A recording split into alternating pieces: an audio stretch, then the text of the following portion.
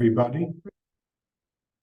Yeah, it's being recorded, so if you miss anything, you can see it later and you don't have to make any notes necessarily. So very warm welcome. Thank you so much for being part of our community, Startup Access.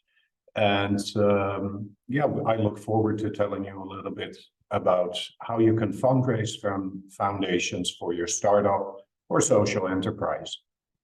And just a little bit about myself. Let me just see if the slideshow works. Here we go. This is me. I guess you can see me speaking anyway. So just very shortly, I've worked in international development for many, many years, about close to 25 years. I've worked in fundraising for nearly 20, and I have raised funds from hundreds of foundations around the world, but also from other types of donors, including bilaterals, governments, World Bank, those types, multilaterals, the European Union, etc., and companies as well. And some of that funding was raised for organizations that are social enterprises and/or startups. So I have quite a lot of experience in foundation fundraising, and I will give you some of the basics today on how you can be successful there too with your startup or social enterprise. And just a short reminder, on the website, on our Startup Access website, we are running a competition, and we do this every year and sometimes twice a year actually. And it's our Changemaker Seed Funding Contest. And you see the slide here. Click and maybe give it a go. You know, all you need to send in is a short pitch deck or similar, and you probably have that prepared already. And you know, we've had some wonderful people participate, and yeah, the grand prize is $1,500. So nothing to sneeze at, I hope. And we also have,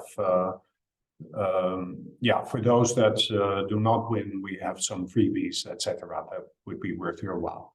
So let's jump right in and talk about the fundraising process. Okay, similar kind of to sales. If you want to sell or pitch your startup, you're going to have to find somebody to pitch it to, right? And this is a very important first step. You have to map out who is out there who may be interested in funding your startup or social enterprise. And let me just talk a little bit about foundations, because nearly every country in the world will have foundations. And we've been researching, me and my team at Philanthropia have been researching foundations that provide grants and financial support across the world. There are, we estimate, close to 400,000 foundations in the world today, and there may be more actually. And this is not just in the US, like the Gates Foundation, the Ford Foundation, you know, the Bloomberg Foundation, or in Europe, where we have many large foundations as well, Nestle Foundation, etc., Shell Foundation. But across the world, we research and have found foundations in Kenya, in China, in Indonesia, you name it. Most countries will have foundations present locally, but you can also fundraise from or try your luck with foundations in other countries, especially if you're working in a developing country. And a little bit more about that later. Now, are they all called foundations? No, the legal systems in different countries they vary. In some countries, they call organizations that are NGOs, non-profits, right? They call them a foundation, so that can be a bit confusing. In the UK, the word trust is often used, and in other countries too. In Germany, it will be Stiftung. In French, it will be Fondation. But there's different kind of names, so you have to be a little bit careful. Not everything with the name foundation is foundation that provides grants, financial support. So we're looking for those philanthropic foundations that have money to give for certain topics, themes, and to certain countries typically. So this mapping out foundations is very, very important because, like I said, with a haystack full of hundreds of thousands of foundations, you have to find the few, the 10, 20, 30 maybe. And I guarantee you, no matter what type of social enterprise or startup you have, you should be successful in finding that many. You have to make sure that it's a foundation that provides grants. And since it's such a large haystack, you cannot send an email to all of them, or a pitch deck, or what have you, a proposal. That would be physically impossible. So my suggestion is do that research, map it out, and create a short list of foundations around the world that will be interested in your product, your service, the type of work you do, right? And then you have to prepare, research, engage, talk to people, and then you can apply for funding. Now, a couple of things. Why do foundations fund startups? Aren't they funding international development? Aren't they there to fund HIV/AIDS research or primary education? Or, in emergent humanitarian relief when there's an earthquake, an emergency, or, the things going on around the world? Aren't they just funding climate change? No, they actually fund very, very broadly.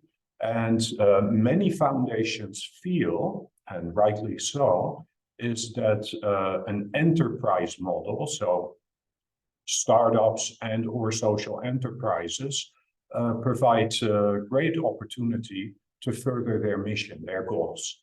And whether it's in education, whether it's in employment creation, whether it's working with youth, whether it's ensuring that women have gainful employment, and that there are companies there that that help them do that, etc. All of these things can play into that. And there are many startups that work in fields that really are very important to development. If you have a very low cost, like a solar lamp, so children can read their school books at night in a village somewhere in India or sub-Saharan Africa, or what have you, where electricity is scarce, then this could be, it's a product that you may sell, but that could be of great interest to foundations. So what they're looking for, a foundation is looking for impact,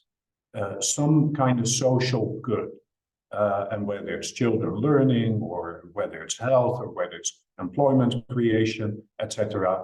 I'm fairly certain that in all the areas where you work, there will be some linkages to what some foundations in the world want. Now they want to foster partnerships. What I see very often is PPPs, is kind of public-private partnerships, and in those cases, maybe the Gates Foundation will link with a company developing or selling chocolate and coffee in Germany. And I've worked with organizations like that and these types of PPPs. And they work, maybe they include NGOs and or government, academic institutions, but all together they will generate, or they will grow chocolate and coffee that is ethically produced, where labor conditions are, properly enforced, etc. And then there's a premium to be had for the company selling the chocolate or the coffee in Germany, because consumers want that type of thing, right? They want fair trade. They want ethically produced chocolate and coffee. And that's just an example that I've personally been involved with, but there are many, many examples like that. And also, so partnership is important, and often that includes companies and startups definitely as well. Then innovation, often commercial companies, startups, or social enterprises can come up with innovative idea to fulfill a market need, for example. But also in fulfilling that market need, it may have lots and lots of benefits, social benefits, right? Cost effective. It may be more cost effective for a foundation to work with a startup than an NGO or an INGO or a UN agency. I myself have worked for UNICEF and INGOs, and I was involved in a large startup that started with one laptop, and in the end, 30 people in a business center in India, and servicing. I think we had 40,000 people a day showing up on our website and hundreds of thousands of newsletter subscribers. So I went through that process, and yeah, innovation is often comes from the commercial sector, from the startup sector. It could be cost effective because startups are supposed to make money in the end. Social enterprises not always, but they're supposed to generate profit.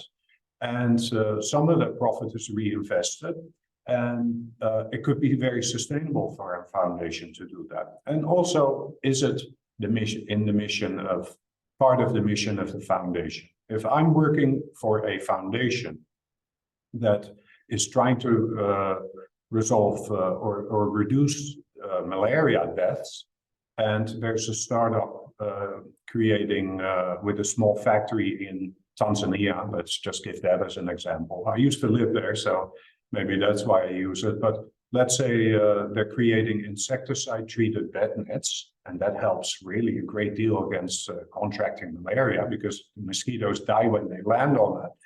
And they sell those. So it's a startup, it's an enterprise, it's commercial, but the foundation may be very interested in reducing the deaths of malaria. And the startup is interested in selling a product at a profit that is that also has a social benefit, you know, that people want, for which there is demand. So, and I've been involved in that as well, actually, in the past. So it's two sides of the same coin in that sense, but the reasoning maybe behind it is a bit different. So let's look at some examples of foundations funding startups, and I've looked myself, I've done research on it. I've worked with social enterprises mostly, but also with commercial companies that have kind of a social function to map out if donors are out there, foundation donors that would be interested in supporting them. And here are just some examples. And Ewing Marion Kaufman Foundation, Women's Net, Grameen Foundation from Grameen Bank, Skoll, all the money coming out of Silicon Valley, that's Skoll. Echoing Green, and I'll show you that in a minute, but Echoing Green is a bit more, it's like an NGO that provides grants to enterprises. And these are just some examples, but there are thousands and thousands of examples out there. So there will be there will be some foundations in the world. Not all of them, obviously, but a small slice. But that small slice with 400,000 or more foundations can be quite a large number that could or would be interested in exactly what you do. Now, what are some of the benefits? Because getting money from a foundation is not exactly the same as getting money or an investment, seed funding maybe, from venture capital or from an investor or a bank maybe even. Well, these are some of the benefits. There's no need to pay it back. It's almost always a grant. Foundations exist to give away money. They're not in the business of making money. Well, there's one caveat there, or one exception. If they have money in the bank, like Ford Foundation, I think has $7 billion or $8 billion worth of assets. And those assets are invested in stocks and bonds and what have you. And the return, the investment returns are then used as grant funding. So they do want to make money on their assets, on the money they have in the bank, obviously, like we all do if we have savings. But the money they give to NGOs and also to social enterprises doesn't have to be paid back, almost never. So that's a big advantage. If you invest, you may either have to, the company will be sold one day, or there's some sort of exit strategy for the investors to make money, or they want dividends, or they want equity, or they want all of the above, right? They want a cut of the profits, etc. And in the case of foundations, usually they don't want equity. They don't want a part of your business. They don't want to own 10%, 20%, 20%, 51%. So that's a big advantage. It's kind of like, it's not completely free money, but it's there are lots of benefits attached that you would not get with investors necessarily. There's no return on investment required. They may care less. Well, they want you to succeed, obviously, and one day be sustainable. But it's not about the profits necessarily, it's about the impact. And like the example I gave about bed nets, if that company can, with limited support, can keep on going and supply insecticide-treated bed nets that help against malaria amongst communities all over Tanzania, even if they're not very profitable or just break even, that's fine. But an investor doesn't want that, obviously. In the end, they want to see profit, and they often want to see that within about 3 years is typical with startups, right? But 6, 7 years would be kind of the maximum. They're not in it for, they don't typically want to stay in it for years and years.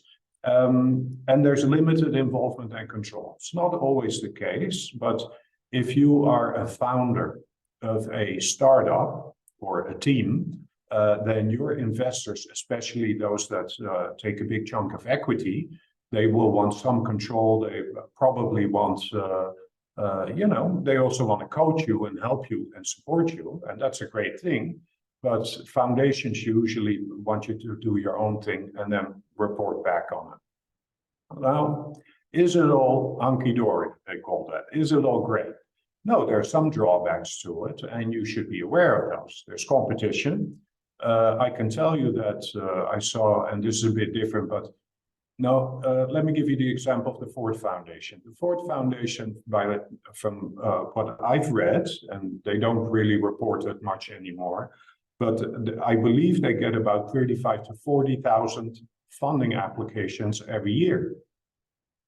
That's a ton. That's a lot of applications to work through. And the success rate is not that high. It's 1.5, 2%, 2.2% of organizations that apply. And most of them will be NGOs, but some will be social enterprises or startups or commercial companies, right? The success rate is, but from my experience, if you know what you're doing and it's a really good fit for that foundation, then your chances are not 2% at the Ford Foundation. Your chances could be 20%, 30%, and sometimes even higher. And that mapping, the donor mapping, the researching, the figuring out who to connect with is an important part of that. If you do a good job at that, then your success rate, your win rate for grants from foundations will go up quite significantly.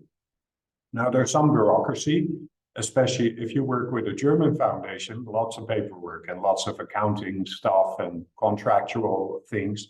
So not always, but sometimes there's a bit more bureaucracy. An investor, if they really believe in the team, if they believe in the product, they may be able to put cash into a business without tons and tons of bureaucratic paperwork. And of course, it depends a little bit on who you are and what the investor is like, etc. But with usually foundations have kind of set criteria on how to apply and what should be in the contract and how often to report. And that's my next bullet, right?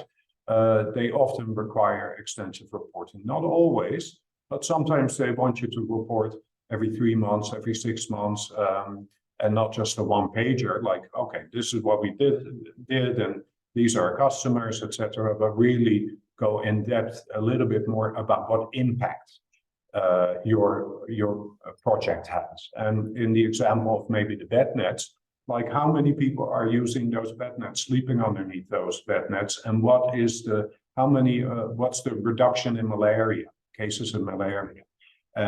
Some companies are not as well set up as NGOs maybe to report to foundations, but it depends. And these are kind of typical drawbacks, but it very much depends also on who you fundraise from, right? Some foundations are easier than others. The amounts may be smaller, not necessarily, but there are some very big foundations that can give millions, but many foundations give small grants. Like in the US, it would be about 50% of funding is smaller grants. It's 1,000, 5,000, 10,000. It's not very large amounts. Now, it may be a pretty sizable amount if you're in a certain country and you're just starting out. But if you need big amounts, then the number of foundations willing to invest may be smaller. And then there's limited support. Foundations are not companies. They can't coach you necessarily. They can't share, make you,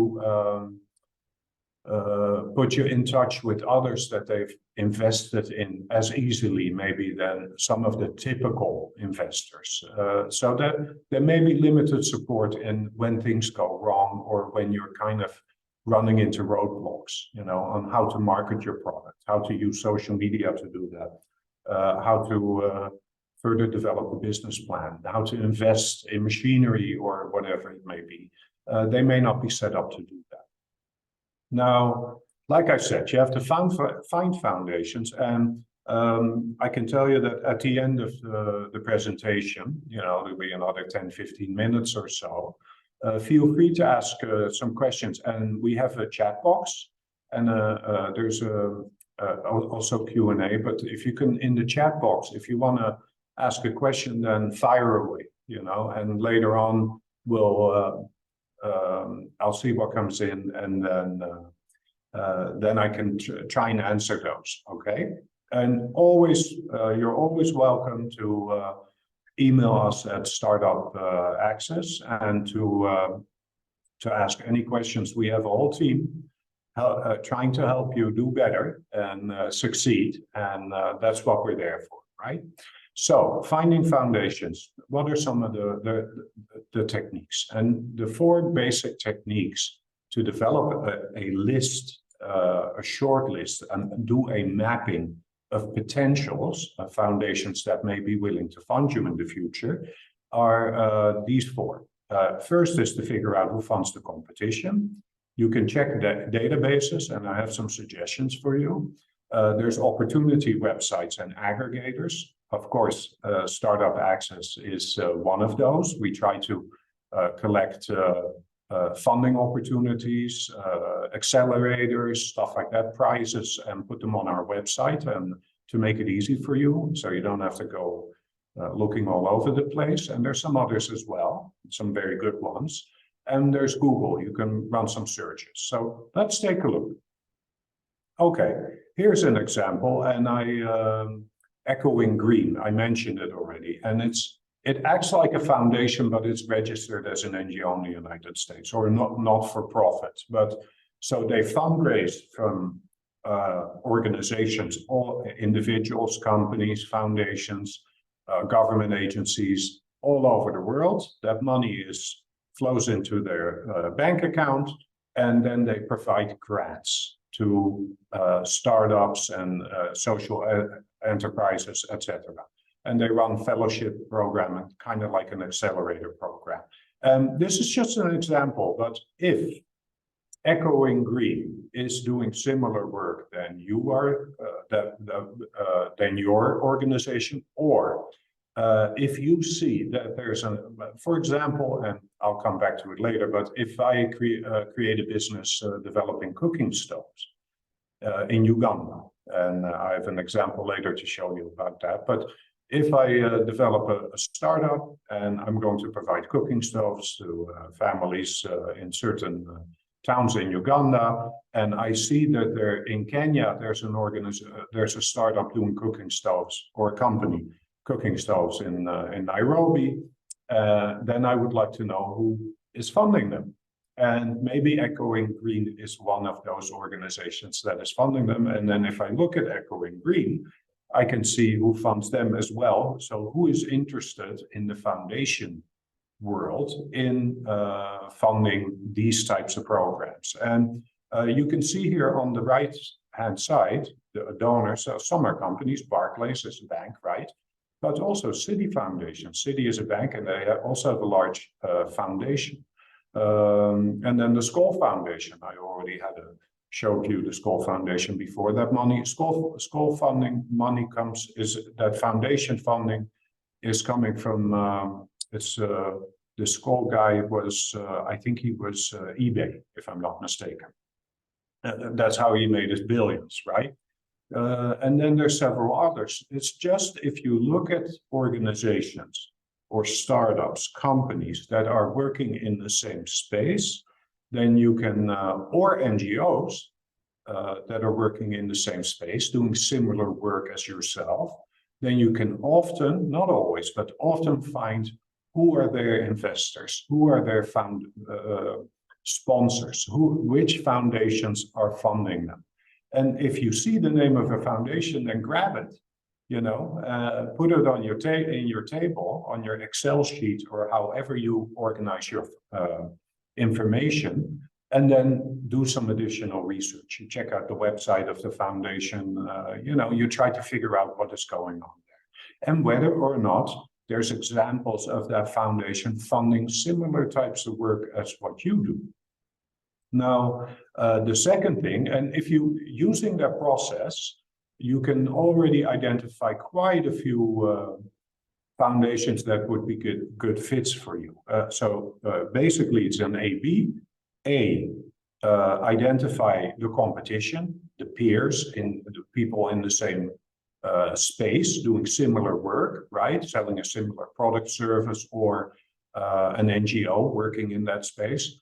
And then B, that's the two-step. Step one is who's working in that space. And the second step, the B, is who's funding them. And you can't always find out, but I've been quite successful. And most of the time you can find out quite a lot.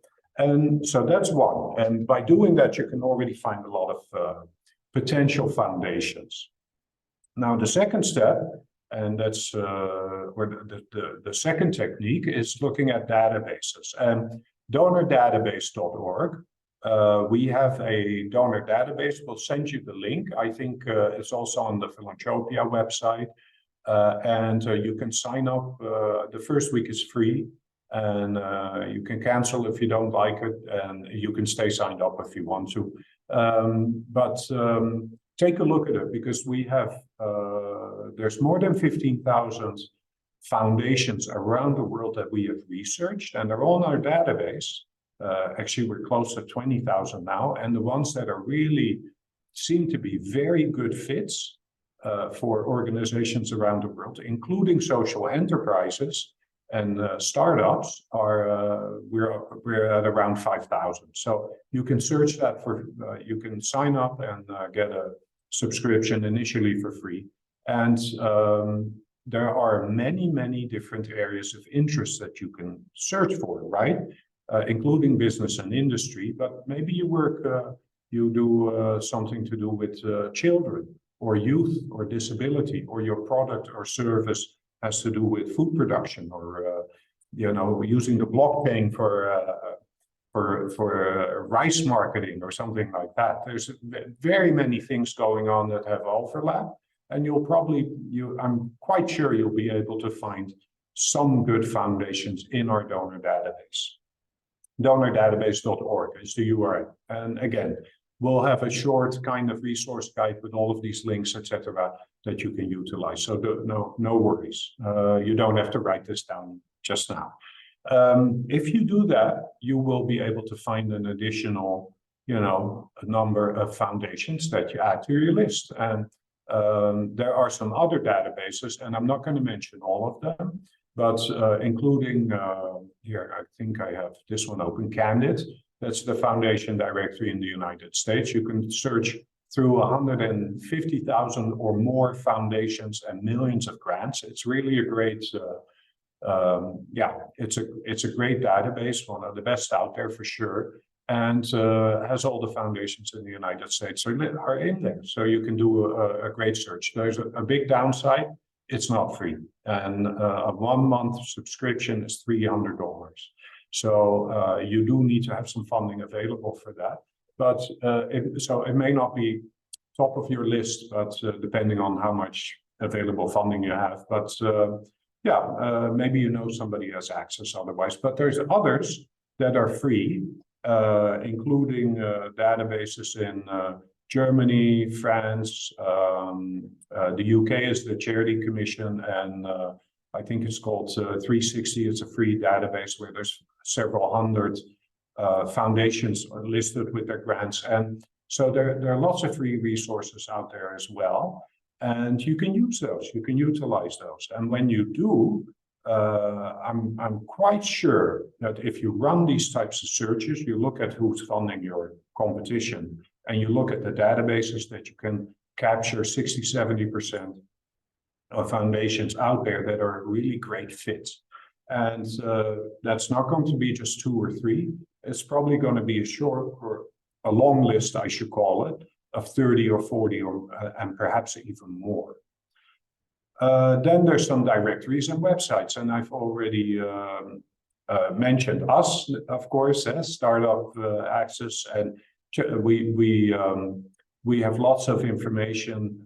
We have tools, resources, but we also aggregate. So we search for opportunities, accelerators, startup competitions, prizes, etc., fellowship programs that could be good fits for your startup or social enterprise. And we aggregate that, we put it on, plug it on our website. We send it via email. So visit the website. My suggestion is often, and we'd love to see you as often as possible, but like at least once a week to see what's new, and sign up for the newsletter, obviously. There's some other very good ones too, and I definitely would advise you to look at those. F6S, and there's some others, Techstars accelerators, etc. And we'll have links to those also on in the guide that we'll produce, and we'll share with all of you here. Then programs, prizes, etc. And also training and guides on our website. Other websites also have similar stuff, and I think there will be there will be some really great stuff that you can find there. Now, and the fourth technique, so that was number 3, and then the fourth is search engines, is using Google or DuckDuckGo if you like your privacy, or other types of search options. Also LinkedIn can sometimes be a good option, especially for identifying people at foundations, but also sometimes there's opportunities are advertised there. And search engines are kind of the last resort. We do use them, but they're very difficult to use to find good opportunities. But there is lots of information out there.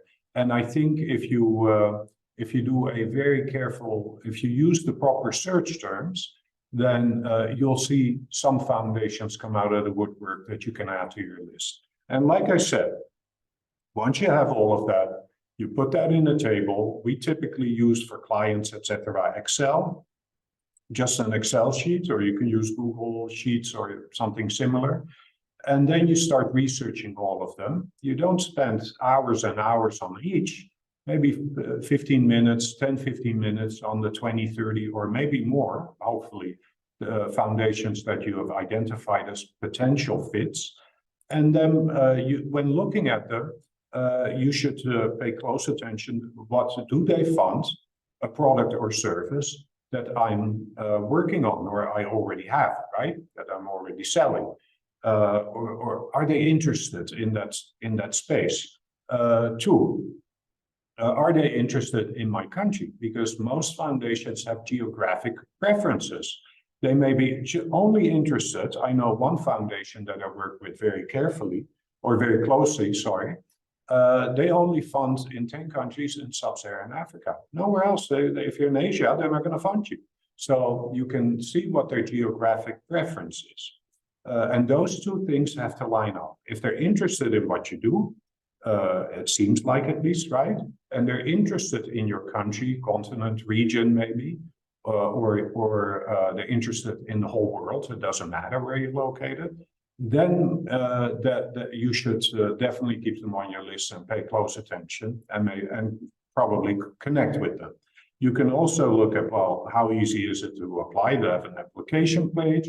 You can see what the numbers are. Do they give small grants, medium-sized grants? Is it, typically a few $1,000s or euros or pounds or what have you? Or is it in the tens of thousands? Or could it be $1 million or more? Because that may be important depending on how much money you need to bring in to grow, to succeed.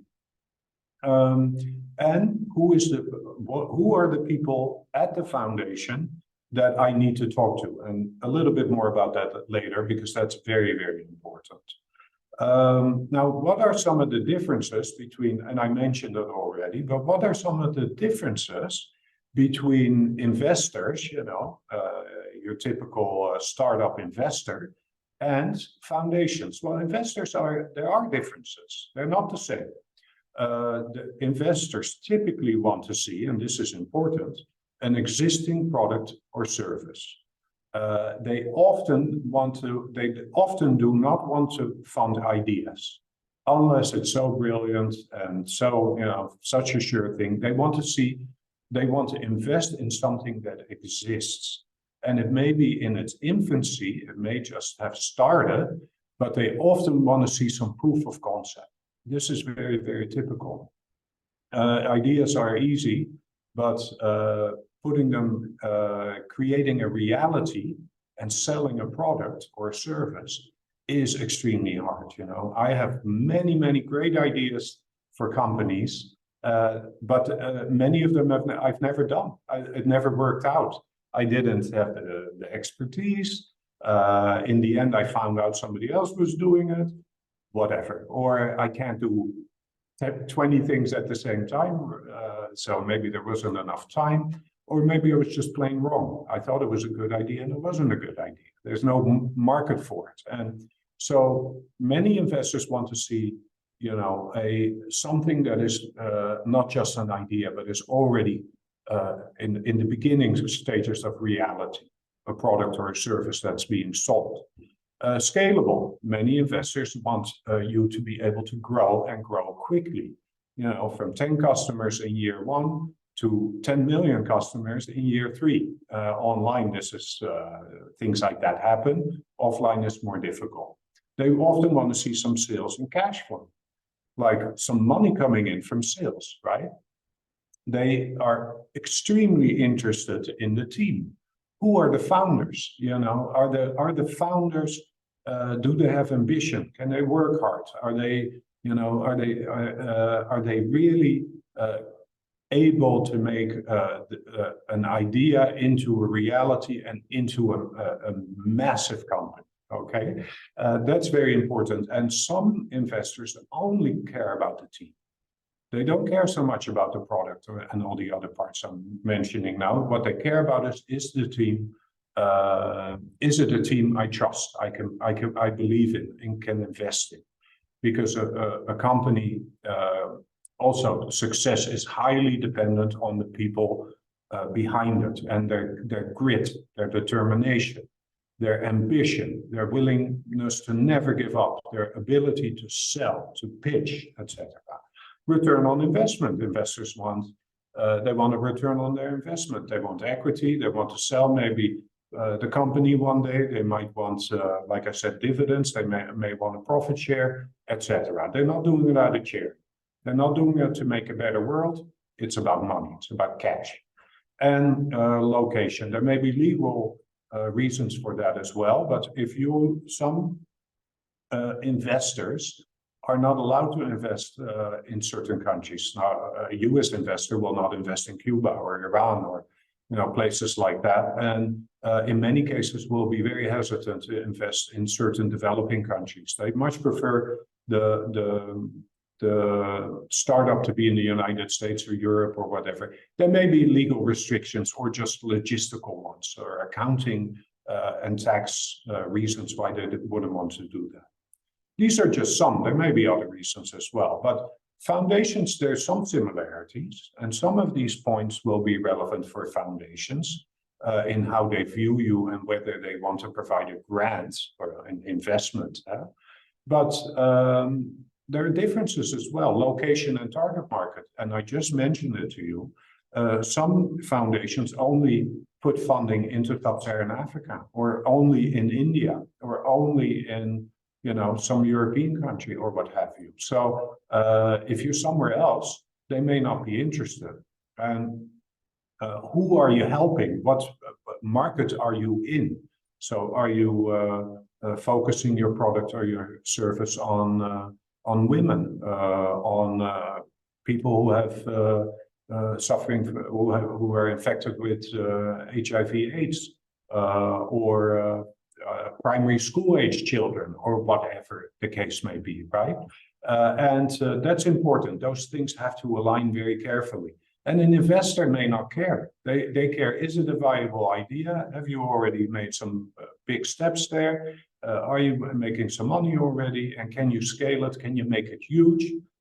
If yes, then I can make money. So they're more interested in what's the potential to make money, and whether you're selling to adolescents, children, women, in Africa or Asia, or maybe not as important in some cases. So the impact and social benefit are foundations have a mission, and that mission is to improve certain things in the world.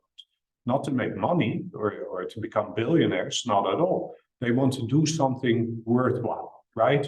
They want to solve a problem, climate change, dirty water, sickening children, stuff like that, and some of the things I mentioned before, pollution, etc. So is there an impact and a social benefit? And you have to, in your pitch, you can't just tell them we're going to scale and be a huge company and make a lot of money. No, what's the social benefit? What's the impact? So your pitch and your application has to be adapted. A bit more about that later. And is it ethical? You may be able to do fantastic with a subscription service for alcohol or cigarettes, or to do if smoking marijuana is legal, like in Uruguay and in certain parts of the United States, it's legal now. Maybe you want to do a marijuana dispensary or something like that, right? No foundation will fund that typically. They will want to fund things that are ethical, that have a social benefit, etc. So if you're in a space where your startup or your enterprise wouldn't be a social enterprise, but really is highly commercial and maybe not, there's some ethical concerns. Maybe it contributes to climate change because you're doing air conditioners or something. I'm not sure. I'm just throwing out an example there. There may be limits to it. And investors, some investors, not all of them, but some investors, yeah, the ethical parts are not that important to them. They'll invest in whatever can make them money. Now, so just a recap of that part. The idea is the easy part, and I have to stress that again and again. And investors, as well as foundations, don't often like to invest in ideas. But foundations, your chances are slightly better, is my view. They are more willing to take risks sometimes and to lose their money because they're not going to get back their money anyway, or return on their investment. So that sometimes can really be in your favor. And the money, the execution, and the people are important. But for foundations, it's slightly different. And through your mapping of foundations and then researching, and next step, engaging and networking with them, asking questions, you can find out what it is they find important, right? So, okay, we've done all of that. We found the foundations that seem good fits. We've identified a person there through LinkedIn or looking on their website or whatever that we want to talk to. We figured out the email, phone number, whatever. We've made contact and we've asked them, and that's very important. Questions about what it is they want, whether they would be interested, what their kind of like their goals and mission priorities are over the next few years, and whether you could fit into that, right, with your startup or social enterprise. And that's that connecting and engaging. And through that whole process, you can adapt and develop an application. And that may not be a pitch deck necessarily. And the Lean Canvas, I don't know if you've heard of it, but that's like a one-page business plan. Very, very simplified and to the point, and that's used quite often. We have some information about pitch decks, Lean Canvas, business plans, and proposals on our websites, right? So if you need to know more about it, then please check that out. But foundations often have a more kind of formal process, although it is changing somewhat, where they don't really want a pitch deck, they want a proposal. Like I said, it's changing, but often it's like often a 4-pager, like a concept note that outlines what you're going to do, etc. And it may be a bit more. There may be some limitations on what you can submit. So, but you can ask them, what do you have a template? What does that look like, the application? And do you have an example, somebody who applied and was successful? Ask them, and then you can create an application that is a great fit, right? Before you submit, of course, the application has to be high quality. Like I said, there's lots of competition out there, both with investors, but especially also with foundations. And no question that if you have that many of you could succeed, but you have to really put time and effort into it. And a couple of things to remember is budget, check your math, etc. And I have done many budgets in my life, and sometimes I go back to an old budget and reuse it for something or to check something, and I still see mistakes. And maybe 2-3 people have read that budget and not noticed any mistakes either. So mistakes are common in the formulas, etc. Try to take out the mistakes. Make sure that you proofread it a few times. These things seem simple, but I do always proofread, and the whole team, Philanthropia team and Startup Access team does. But still, you make mistakes. Everybody does. And so if you proofread and you have a second or third set of eyes, take a look at it. That will help. And be very, very careful to follow guidelines. If I'm a foundation and I get 1,000 applications for a funding round, for example, or an opportunity, then it's very, very possible that if you don't follow the guidelines, even if your application is fantastic and you have the best idea out there, that they will just chuck you out because you didn't follow the rules, didn't follow the guidelines. Pay very close attention to guidelines, and we have information on that as well on the website.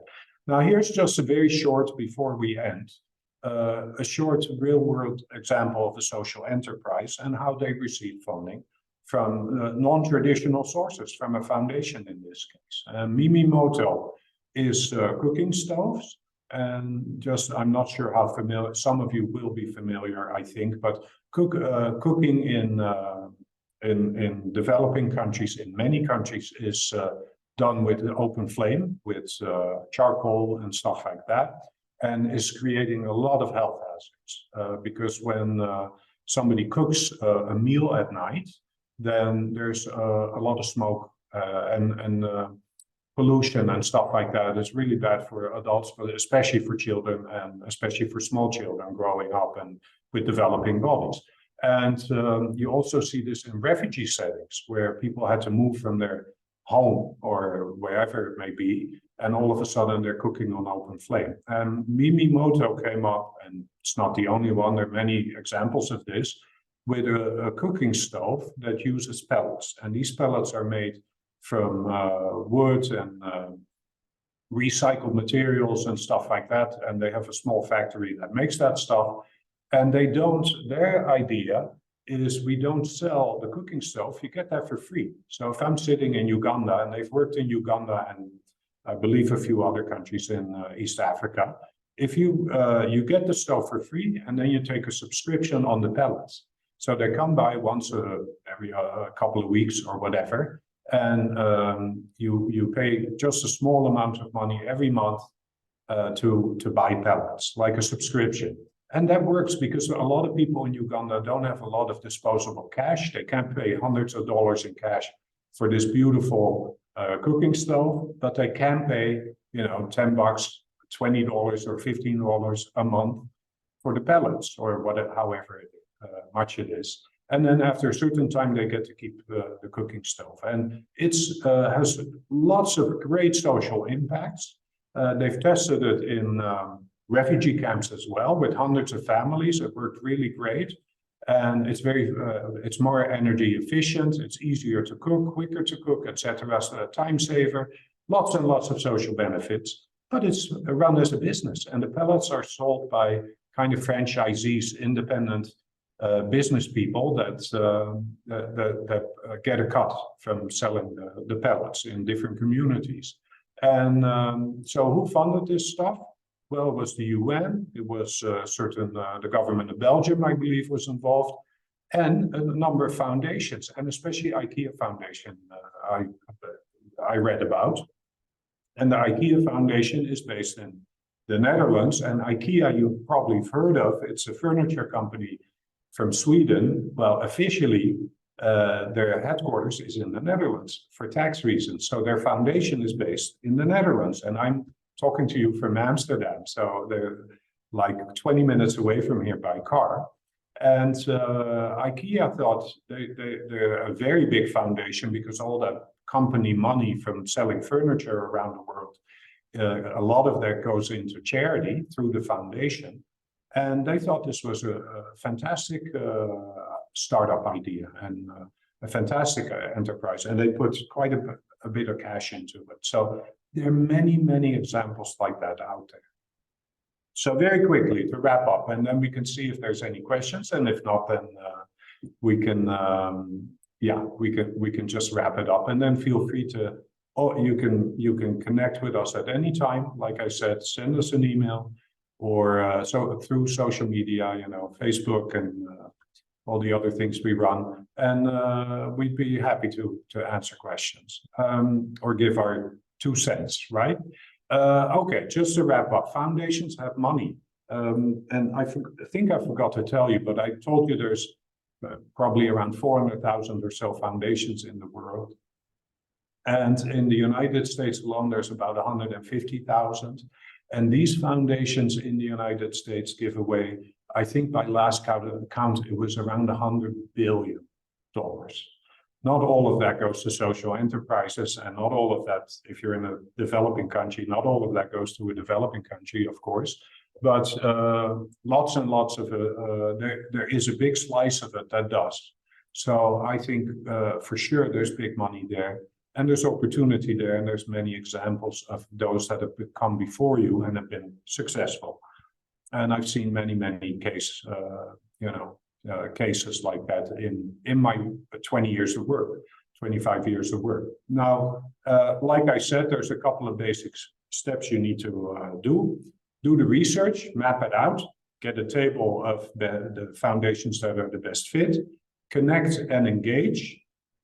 And, you want to talk to them, ask questions, find a person to talk to, that really helps.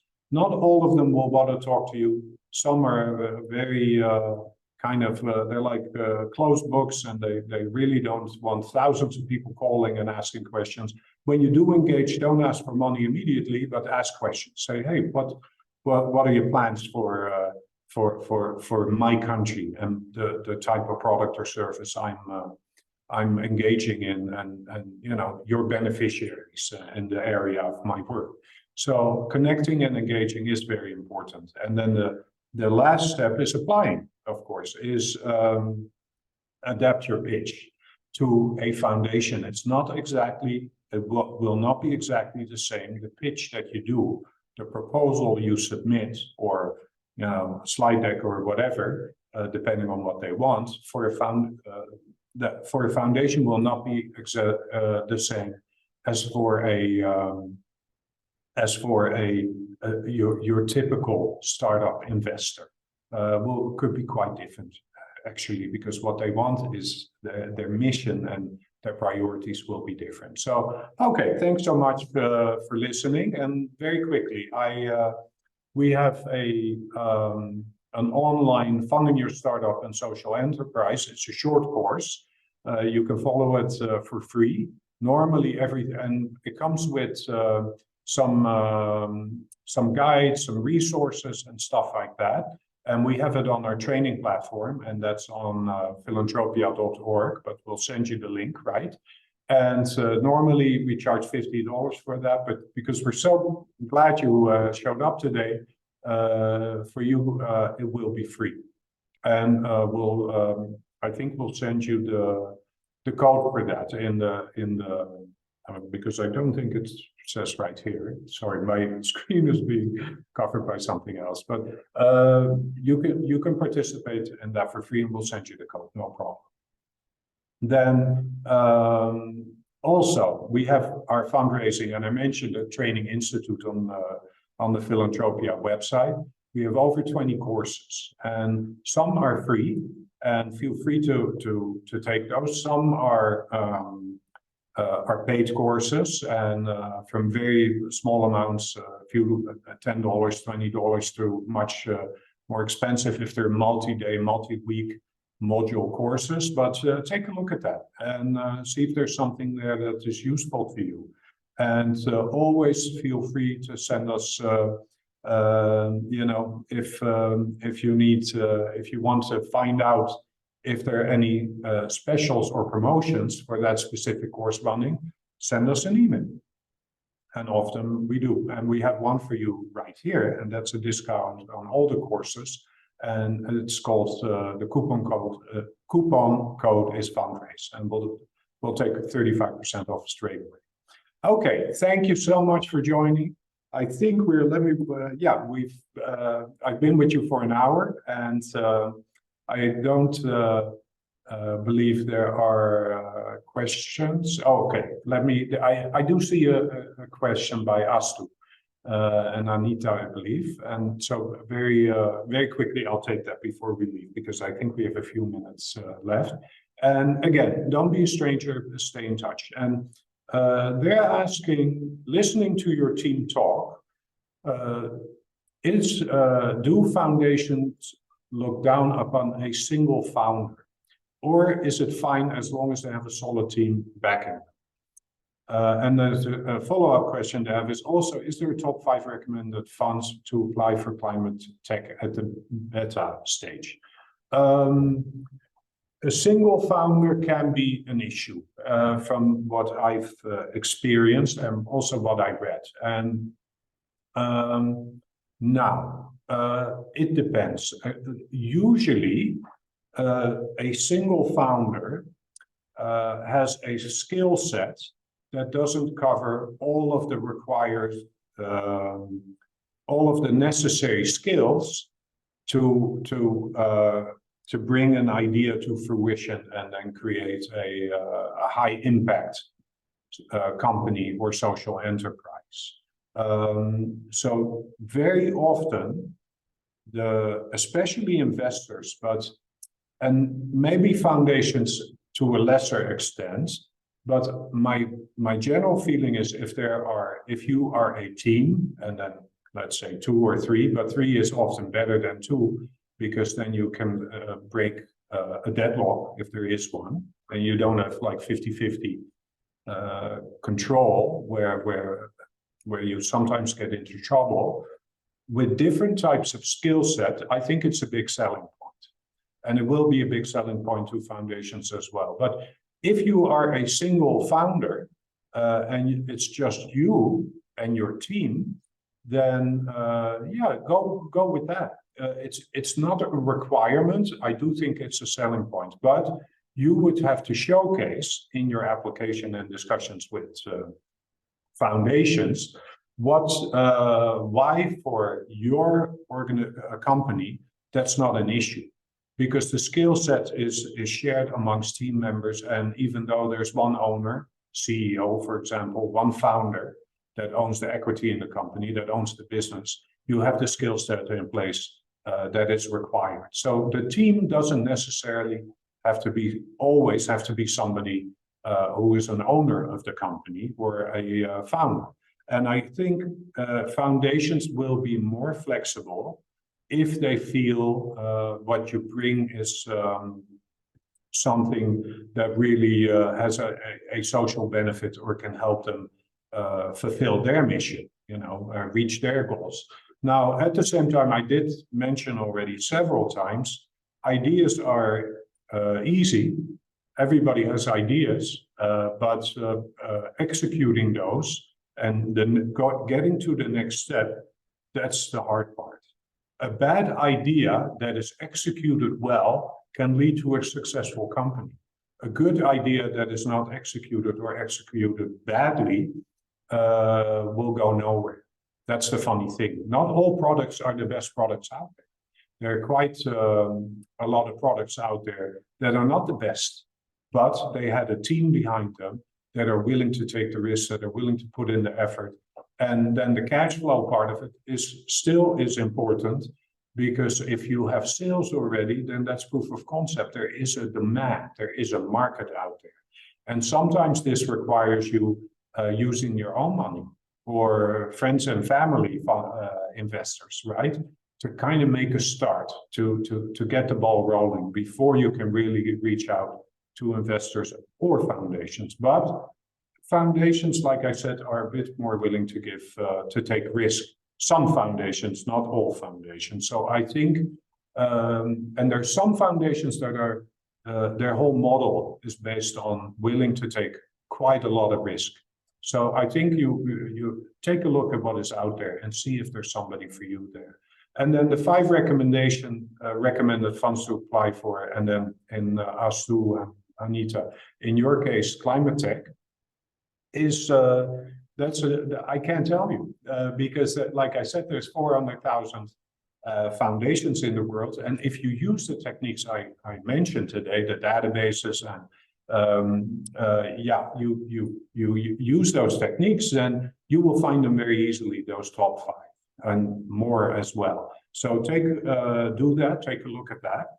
And if I would spend 15 or 20 minutes researching it, I could give you 5 that are probably good fits, because I've been doing this for a very long time. But I cannot do this for the thousands of people using Startup Access and the tens of thousands on the newsletter, right? So that's why I tell you how I do, so you can do it yourself. I teach you. I tell you how I fish, so you can fish for the big fish, right? That's the idea here. So let's see. I think some people are asking. Charles and others are asking. How do I get the coupons and some of the information? Again, we will have this is all being recorded, so you can look at it again sometime. And we have a resource guide with all the stuff I mentioned in there, etc. So you can, you have it at your fingertips. Then Charles asked the question, how important is the team composition to foundations when raising funding for them? Well, I just got into that, I think. I think that it is important, but it's not as important as your traditional investors in startups, because investors have been told time and time again that the team is one of the most important criteria of success, of getting your money back or making a profit, and they will invest maybe in 10 startups, and they know already 8 or 9 of these will fail. And they only need one that is highly successful, and that's how they make all of their money back. Because yeah, a lot of businesses and commercial companies don't succeed or don't get out of the startup phase, if you will, right? The beta phase. So unfortunately, and so investors, the team is very critical, I think, because their win rate, their success rate goes up if they know there's a good team behind the idea in the company. Foundations will be less, a little bit less influenced by that, like I said, because I think many foundations, yeah, they're not typical investors. They provide grants to organizations that are, and it looks a bit like an investment. If I give a grant to an NGO, for example, doing water treatment or cooking stoves or some health programs, but what they're looking for is impact. So if you have a startup or social enterprise that has the ability to impact a lot of people, then maybe they're willing to put the money in, even if it's a single founder, and even if it's just at the idea stage. I think you'll potentially find more traction there, but it does make it more difficult. If you have proof of concept, if you already have can show the impact that you've had in the community, in the country where you work, whatever, then I do think it helps a great deal. Because, you know, if I were a foundation, my preference would be to give a grant to an organization or a company that already has gotten their feet wet, is what you would call it, and has shown that there's a demand, and that they can translate my grant into more impact, right? But there's some that do not. So, okay, everybody, thanks so much. And we'll stop there. And we're going to run more of these webinars. But if you're interested in fundraising, then check out Proposals for NGOs, check out the Philanthropia website, some of the other,